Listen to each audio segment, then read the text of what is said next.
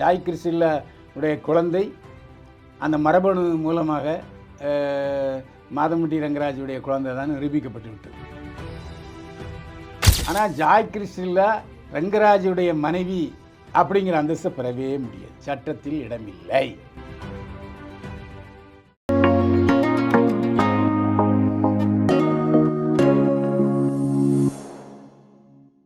GeM cinemas நேயர்களுக்கு வணக்கம். நான் உங்கள் விஜய் அபிஷேக். நீங்கள் நம்ம யார் கொடுக்கணும்னு பார்த்தோம் அப்படின்னா வீக்லி மெய்யழகன் காம்போ நடிகர் மற்றும் விமர்சகராக இருக்கக்கூடிய பைல்வான் ரங்கநாதன் சார் கூட தான் இருக்கோம். சார் வணக்கம்.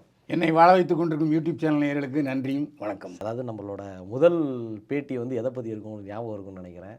மாதம்பட்டி ரங்கராஜ் ஜாய் கிறிஸ்டில்லா, அந்த ஜாய் கிறிஸ்டில்லா வந்து மரபணு சோதனை பண்ணணும், டிஎன்ஏ டெஸ்ட் எடுக்கணும் அப்படின்னு சொல்லியிருந்தாங்க. அப்போ ஒரு சில நியூஸில் வந்து அது மாதம்பட்டி ரங்கராஜோட தான் கன்ஃபார்ம் ஆயிடுச்சு. ஒரு சில நியூஸ் இல்லை, உறுதி செய்யப்பட்ட தகவல்.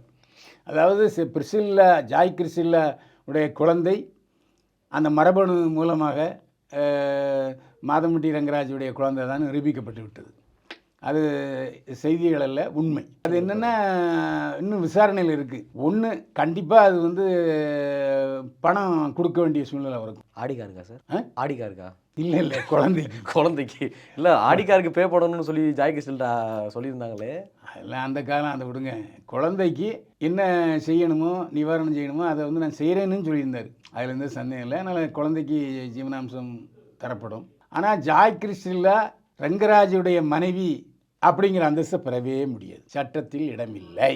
அதாவது என்னுடைய குழந்தையினுடைய தந்தை அப்படின்னு சொல்லலாம், கணவன் சொல்ல முடியாது. ஏன்னா சட்டம் அந்த அளவுக்கு தான் இருக்குது.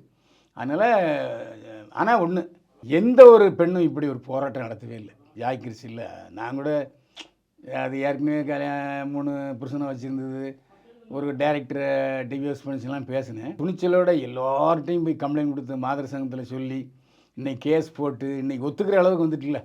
ஸோ அந்த விஷயத்தில் இந்த போராட்டத்தில் ஜாய் கிறிஸ்டில்லாவுக்கு வெற்றி கிடச்சிருக்கு. பாராட்டி தான் கண்டிப்பாக.